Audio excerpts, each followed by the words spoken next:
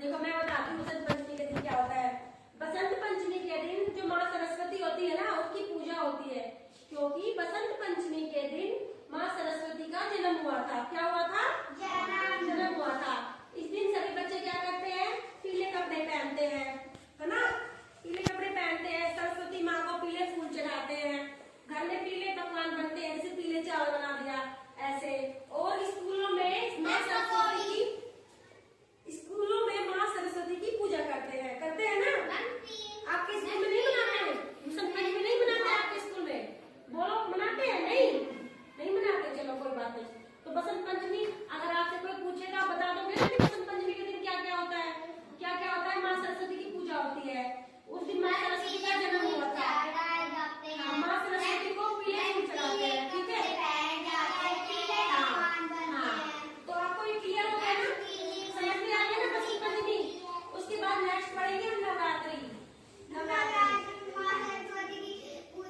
नहीं, माँ सरस्वती की नहीं होती, माँ दुर्गा की पूजा होती है।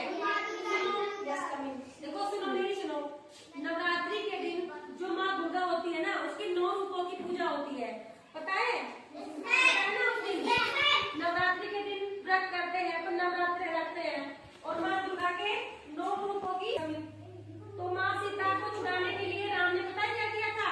9 दिनों तक पूजा की थी। किसकी की थी? माँ दुर्गा की। तो माँ दुर्गा ने प्रसन्न होकर श्री राम को आशीर्वाद दिया था, और उसके बाद 10वें दिन क्या हुआ था? श्री राम ने रावण का वध किया था माँ दुर्गा के आशीर्वाद से। जानते हो अपनी सब? नहीं जानते हो ना? हाँ। होली कब आती है? फाल्गुन महीने में आती है ना? होली पर किसकी पूजा होती है? होली पे प्रहलाद भक्त की पूजा होती है। आपको एक कहानी सुनाती हूँ मैं होली के ऊपर, है ना? देखिए, एक राजा था, उसका नाम हिरण्यकश्यप था, ठीक है? तो जो हिरण्यकश्यप था, उसके एक बेटा था, उसका नाम प्रहलाद था।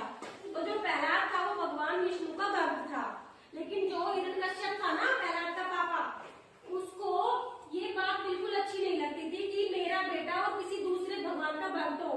वो जो हिरण्यकश्यप राजा था, वो खुद को ही भगवान मानता था, लेकिन जो उसका बेटा था प्रहलाद, वो अपने भगवान विष्णु को मानता था, भक्त का सबसे बड़ा भक्त था। राजा था ना, उसको अपने बेटे की ये बात बिल्कुल पसंद नहीं थी कि कोई मेरा बेटा होके और किसी दूसरे भगवान का भक्त बने, उसकी पूजा करे।